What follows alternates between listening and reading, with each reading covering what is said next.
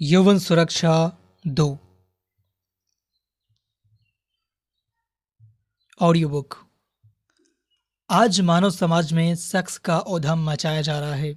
मुझे इसमें युद्ध से भी ज़्यादा भय मालूम होता है।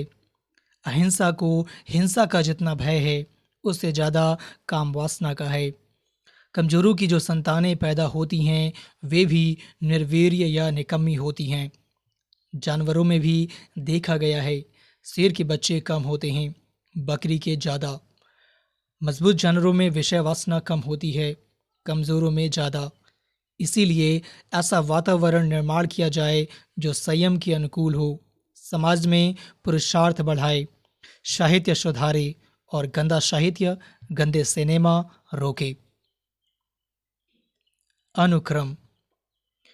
ब्रह्मचर्य का रहस्य। एक बार ऋषि दयानंद से किसी ने पूछा, आपको कामदेव सताता है या नहीं? उन्होंने उत्तर दिया, हाँ, वह आता है, परंतु उसे मेरे मकान के बाहर ही खड़े रहना पड़ता है, क्योंकि वह मुझे कभी खाली ही नहीं पाता। ऋषि दयानंद कार्य में इतने व्यस्त रहते थे कि उन्हें सामान्य बातों के लिए फुर्सत ही नहीं रहती थी। हे युवानों, अपने जीवन का एक क्षण भी व्यर्थ न गवाओ। स्वयं को किसी न किसी दिव्य शत प्रवृत्ति में संलग्न रखो। व्यस्त रहने की आदत डालो। खाली दिमाग शैतान का घर। निठल्ले व्यक्ति को ही बेकार अधिक सताते हैं। आप अपने विचारों को पवित्र, सात्विक व उच्च बनाओ। विचारों की उच्चता बढ़ाकर आप अपनी आंतरिक दशा को परिवर्तित कर सकते हो। उच्च व सात्विक विचारों के रहते हुए राजसी व हल्के विचारों व कर्मों की दाल नहीं गलेगी। सात्विक व पवित्र विचार ही ब्रह्मचर्य का आधार हैं। अनुक्रम। विवाहित युवक युवतियों के लिए। प्रत्येक नवविवाहित युवक युवती को डॉक्टर कोवन की निम्न पंक्तियां अवश्य ध्यान में रखनी चाहिए। नई शादी करके पुरुष तथा स्त्री विषय भोग की दलदल में जा धंसते हैं। विवाह के प्रारंभ के दिन तो मानो व्यभिचार के दिन होते हैं। उन दिनों ऐसा जान पड़ता है जैसे विवाह जैसी उच्च तथा पवित्र व्यवस्था भी मनुष्य को पशु बनाने के लिए ही गढ़ी गई हो। ये नवविवाहित दंपति, क्या तुम समझते हो कि यह उचित है? क्या विवाह के पर्दे में छिपे इस व्यभिचार से तुम्हें शांति, बल तथा स्थायी संतोष मिल सकते हैं?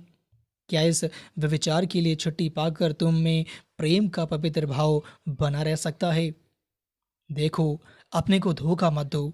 विषय वासना में इस प्रकार पड़ जाने से तुम्हारे शरीर और आत्मा दोनों गिरते हैं। और प्रेम प्रेम तो ये बात गांठ बांध लो, उन लोगों में हो ही नहीं सकता जो संयमहीन जीवन व्यतीत करते हैं। नई शादी के बाद लोग विषय में बह जाते हैं, परंतु इस अंधेपन में पति पत्नी का भविष्य, उनका आनंद, बल, प्रेम खतरे में पड़ जाता है। संयमहीन जीवन से कभी प्रेम नहीं उपजता। संयम को तोड़ने पर सदा घृणा उत्पन्न होती है, और ज्यों-ज्यों जीवन में संयमहीनता बढ़ती जाती है, त्यों-त्यों पति पत्नी का हृदय एक दूसरे से दूर होने लगता है। प्रत्येक पुरुष तथा स्त्री को यह बात समझ लेनी चाहिए कि विवाहित होकर विषय वासना का शिकार बन जाना शरीर, मन तथा आत्मा के लिए वैसा ही घातक है जैसा व्यभिचार।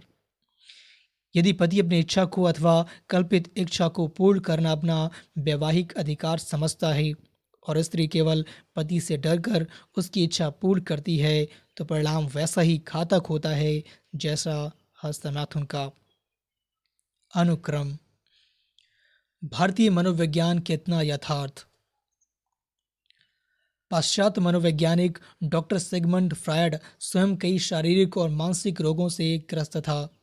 कोकीन नाम की नशीली दवा का वो व्यसनी भी था। इस व्यसन के प्रभाव में आकर उसने जो कुछ भी लिख दिया, उसी को पाश्चात्य जगत के लोगों ने स्वीकार कर लिया, और इसके फलस्वरूप आज तक वे शारीरिक और मानसिक रोगियों की संख्या बढ़ाते जा रहे हैं। अब पश्चिम के मनोवैज्ञानिकों ने फ्रायड की गलती को स्वीकार किया है और एडलर एवं कार्ल गुस्ताव जुंग जैसे प्रखर मनोवैज्ञानिक ने फ्रायड की कड़ी आलोचना की है। फिर भी इस देश के मनोचिकित्सक और सेक्सोलॉजिस्ट कई बार हमारे युवा वर्ग को फ्रायड के सिद्धांतों पर आधारित उपदेश देकर गुमराह कर रहे हैं। कुछ लोग समझते हैं कि ब्रह्मचर्य को वैज्ञानिक समर्थन प्राप्त नहीं है, यह केवल हमारे शास्त्रों के द्वारा ही प्रमाणित है, पर ऐसी बात नहीं है। वास्तव में या तो लोगों को गुमराह करने वाले लोग फ्रायड के अंधे अनुयायी हैं, या तो वे इस देश में भी पाश्चात्य देशों की नाई पागलों की और यौन रोगियों की संख्या बढ़ाना चाहते हैं, जिससे उनको पर्याप्त मरीज मिलते रहें और उनका धंधा चलता रहे। आज के बड़े बड़े डॉक्टर और मनोवैज्ञानिक भारत की ऋषि मुनियों के ब्रह्मचर्य विषयक विचारधारा का, उनकी खोज का समर्थन करते हैं। डॉक्टर ई पैरियर का कहना है, यह एक अत्यंत झूठा विचार है कि पूर्ण ब्रह्मचर्य से हानि होती है। नवयुवकों के शरीर, चरित्र और बुद्धि का रक्षक रखना सबसे अच्छी बात ही है। ब्रिटिश सम्राट के चिकित्सक सर जेम्स पेजन लिखते हैं, ब्रह्मचर्य से शरीर और आत्मा को कोई हानि नहीं पहुंचती। अपने को नियंत्रण में रखना सबसे अच्छी बात है।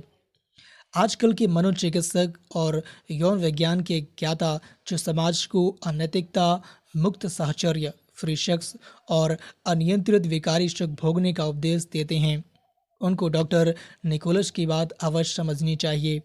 डॉक्टर निकोलस कहते हैं, वीर को पानी की भांति बहाने वाले आजकल के अविवेकी युवकों के शरीर को भयंकर रोग इस प्रकार घेर लेते हैं कि डॉक्टर की शरण में जाने पर भी उनका उद्धार नहीं होता और अंत में बड़ी कठिन रोमांचकारी विपत्तियों का सामना करने के बाद असमय ही उन अभागों का महाविनाश हो जाता है।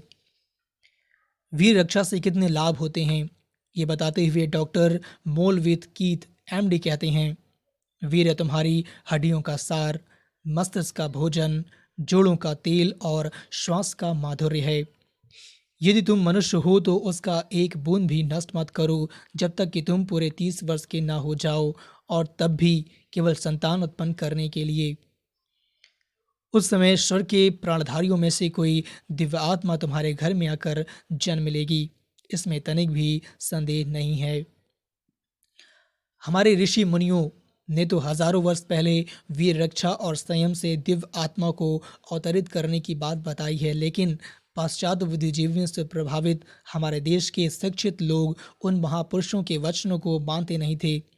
अब पाश्चात्य चिकित्सकों की बात मानकर भी यदि वे संयम के रास्ते चल पड़ेंगे तो हमें प्रसन्नता होगी। हिंदू धर्मशास्त्रों के उपदेशों को विधर्मी एवं नास्तिक लोग स्वीकार ना करें, यह संभव है, पर अब जबकि उन्हीं बातों को वैज्ञानिक मान रहे हैं और अपनी भाषा से ब्रह्मचर्य की आवश्यकता बता रहे हैं, वैज्ञानिक स्वीकृति मिल रही है, तब उसका स्वीकार सबको करना ही पड़ेगा, और सीधे नहीं तो अनसीधे ढंग से भी उनको भारतीय संस्कृति की शरण में आना ही पड़ेगा। इसी में उनका कल्याण निहित है। ब्रह्मचर्य से कितने लाभ होते हैं, ये बताते हुए डॉक्टर मोंटेगाजा कहते हैं, सभी मनुष्य विशेषकर नवयुवक ब्रह्मचर्य के लाभों का तत्काल अनुभव कर सकते हैं। स्मृति की अस्थिरता और धारण एवं ग्रहण शक्ति बढ़ जाती है, बुद्धि शक्ति तीव्र हो जाती है, इच्छा शक्ति बलवती हो जाती है, सच्चारित्र से सभी अंगों में एक ऐसी शक्ति आ जाती है कि विलासी लोग जिसकी कल्पना भी नहीं कर सकते। ब्रह्मचर्य से हमें परिस्थितियाँ एक विशेष आनंददायक रंग में रंगी हुई प्रतीत होती हैं। ब्रह्मचर्य अपने तेज ओज से संसार के प्रत्येक पदार्थ को आलोकित कर देता है और हमें कभी ना समाप्त होने वाले विशुद्ध एवं निर्मल आनंद की अवस्था में ले जाता है, ऐसा आनंद जो कभी नहीं घटता। तथाकथित मनोचिकित्सक जो विक्षिप्त फ्रायड के अंधे अनुयायी हैं, वे अल्पविधि प्रायः वर्तमान पत्रों और सामयिकों में स्वास्थ्य प्रश्नोत्तरी में हस्तमैथुन व स्वप्न दोष को प्राकृतिक स्वाभाविक बताते हैं और हमारे युवा वर्ग को चरित्र भ्रष्ट करने का बड़ा अपराध करते हैं, महापाप करते हैं। डॉक्टर के लॉग महोदय लिखते हैं, मेरी सम्मति में मानव समाज को प्लेग, चेचक तथा इस प्रकार की अन्य व्याधियों एवं युद्ध से इतनी हानि नहीं पहुंचती जितनी हस्तमैथुन तथा इस प्रकार की अन्य घृणित महापातकों से पहुंचती हैं।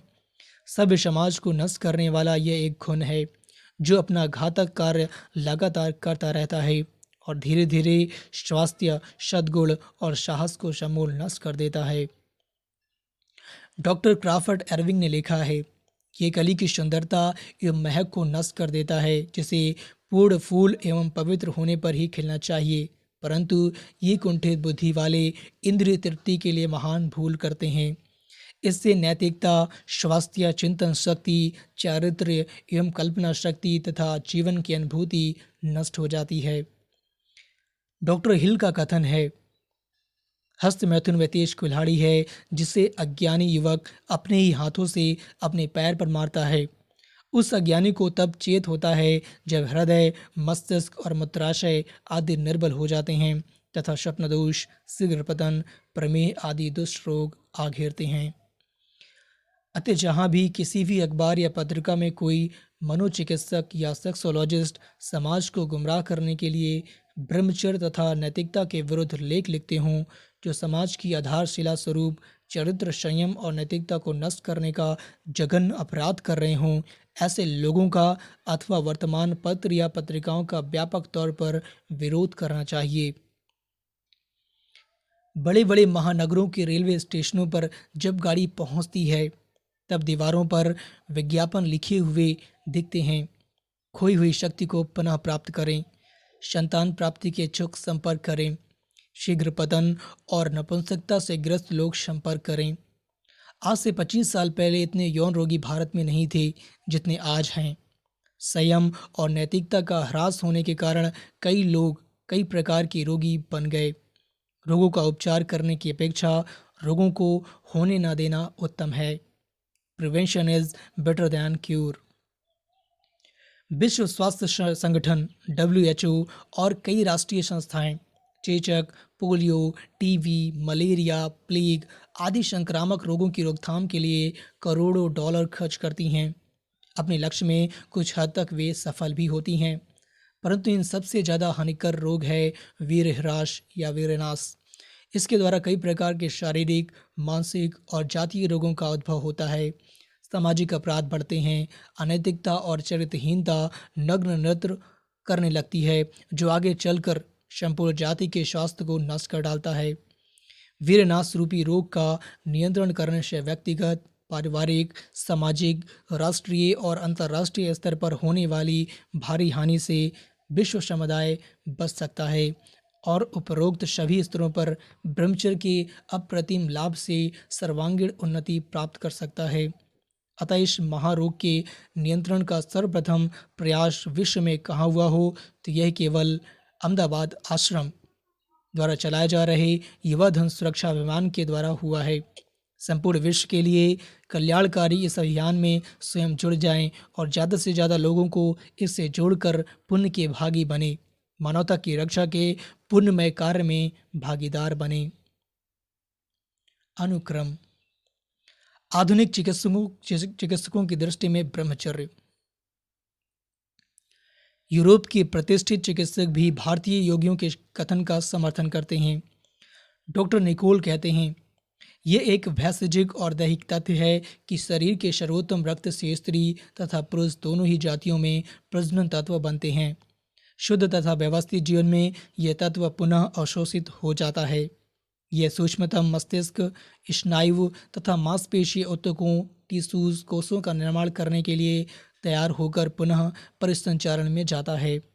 मनुष्य का यह वीर्य वापस ले जाने तथा उसके शरीर में विस्तारित होने पर उस व्यक्ति को निर्भीक, बलवान, साहसी तथा वीर बनाता है। यदि इसका अपव्यय किया गया तो यह उसको स्त्रील, दुर्बल तथा कृश कलेवर, कामोत्तेजनशील तथा उसके शरीर के अंगों के कार्य व्यापार को विकृत तथा स्नायु तंत्र को शिथिल, दुर्बल करता है तथा उसे मृगी एवं अन्य अनेक रोगों और शीघ्र मृत्यु का शिकार बना देता है। जनन इंद्रिय के व्यवहार की निवृत्ति से शारीरिक, मानसिक तथा आध्यात्मिक बल में असाधारण वृद्धि होती है। परम धीर तथा अध्यवसायी वैज्ञानिक अनुसंधानों से पता चला है कि जब कभी भी रेतस्राव को सुरक्षित रखा जाता तथा इस प्रकार शरीर में उसका पुनर्अवशोषण किया जाता है तो वह रक्त को समृद्ध तथा मस्तिष्क को बलवान बनाता है।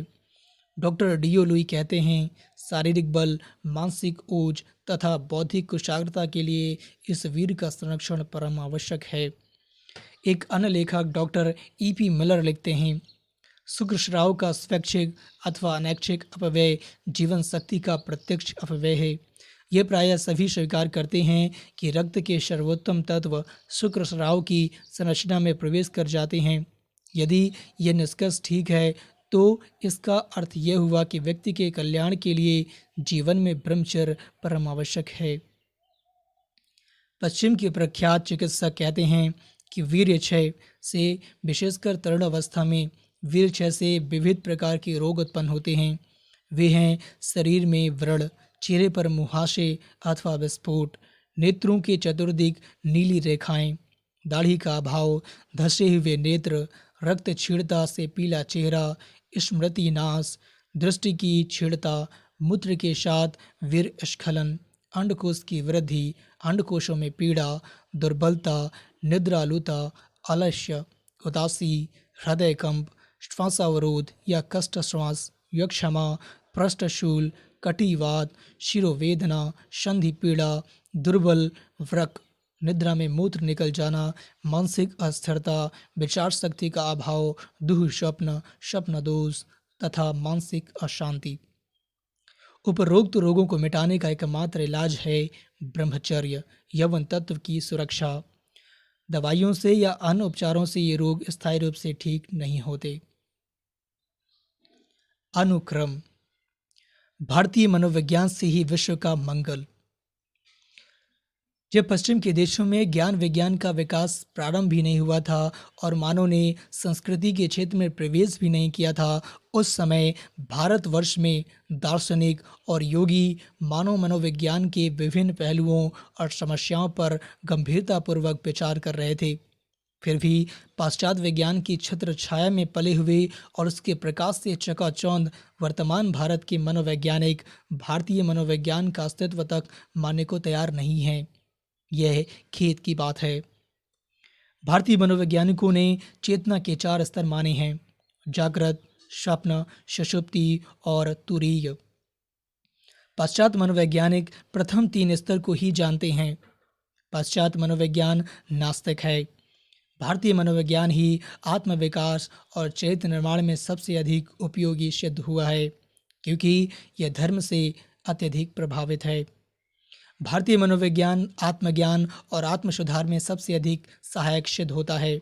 इसमें बुरी आदतों को छोड़ने और अच्छी आदतों को अपनाने तथा मन की प्रक्रियाओं को समझने तथा उसका नियंत्रण करने के महत्वपूर्ण उपाय बताए गए हैं।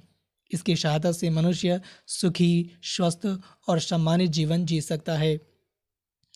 पश्चिम की मनोवैज्ञानिक मान्यताओं के आधार पर विश्व शांति का भवन खड़ा करना बालू की नींव पर भवन निर्माण करने के समान है। पाश्चात्य मनोविज्ञान का परिणाम पिछले 2 विश्व युद्धों के रूप में दिखलाई पड़ता है। यह दोष आज पश्चिम के मनोवैज्ञानिकों की समझ मंद आ रहा है, जबकि भारतीय मनोविज्ञान मनुष्य का दैवी रूपांतरण करके उसके विकास को आगे बढ़ाना चाहता है। उसकी अनेकता में एकता के सिद्धांत के आधार पर ही संसार के विभिन्न राष्ट्रों, वर्गों, धर्मों और प्रजातियों में सहिष्णुता ही नहीं, सक्रिय सहयोग उत्पन्न किया जा सकता है। भारतीय मनोविज्ञान में शरीर और मन पर भोजन का क्या प्रभाव पड़ता है, इसकी चर्चा से लेकर शरीर में विभिन्न चक्रों की स्थिति, कुंडलिनी की स्थिति, वीर्य को ऊर्ध्वगामी बनाने की प्रक्रिया आदि की चर्चा विस्तार पूर्वक की गई है। पाश्चात्य मनोविज्ञान मानव व्यवहार का विज्ञान है। भारतीय मनोविज्ञान मानस विज्ञान के साथ साथ आत्मविज्ञान है। भारतीय मनोविज्ञान इंद्रिय नियंत्रण पर विशेष बल देता है, जबकि पाश्चात्य मनोविज्ञान केवल मानसिक प्रक्रियाओं या मस्तिष्क संगठन पर बल देता है। उसमें मन द्वारा मानसिक जगत का ही अध्ययन किया जाता है। उसमें भी फ्रायड का मनोविज्ञान तो एक रुग्ण मन के द्वारा अन्य रुग्ण मनों का ही अध्ययन है, जबकि भारतीय मनोविज्ञान में इंद्रिय निरोध से मनोनिरोध और मनोनिरोध से आत्मसिद्धि का ही लक्ष्य मानकर अध्ययन किया जाता है। पाश्चात्य मनोविज्ञान में मानसिक तनाव से मुक्ति का कोई समुचित साधन परिलक्षित नहीं होता जो उसके व्यक्तित्व में निहित निषेधात्मक परिवेशों को अस्थायी निदान प्रस्तुत कर सके। इसलिए फ्रायड के लाखों बुद्धिमान अनुयायी भी पागल हो गए। संभोग से समाधि के मार्ग पर चलकर कोई भी व्यक्ति योग सिद्ध महापुरुष नहीं हुआ, उस मार्ग पर चलने वाले पागल हुए हैं। ऐसे कई नमूने हमने देखे हैं। इसके विपरीत भारतीय मनोविज्ञान में मानसिक तनाव से मुक्ति के विभिन्न उपाय बतलाए गए हैं, यथा योग मार्ग, साधन चतुष्टय, शुभ संस्कार, सत्संगति, अभ्यास, वैराग्य, भक्ति, ज्ञान, निष्काम कर्म आदि। इन साधनों के नियमित अभ्यास से संगठित एवं समायोजित व्यक्तित्व का निर्माण संभव है। इसलिए भारतीय मनोविज्ञान के अनुयायी पाणिनि और महाकवि कालिदास जैसे प्रारंभ में अल्पबुद्धि होने पर भी महान विद्वान हो गए। भारतीय मनोविज्ञान ने इस विश्व को हजारों महान भक्त, समर्थ योगी तथा ब्रह्मज्ञानी महापुरुष दिए हैं। अतः पाश्चात्य मनोविज्ञान को छोड़कर भारतीय मनोविज्ञान का आश्रय लेने में ही व्यक्ति, परिवार, समाज, राष्ट्र और विश्व मानव का कल्याण निहित है।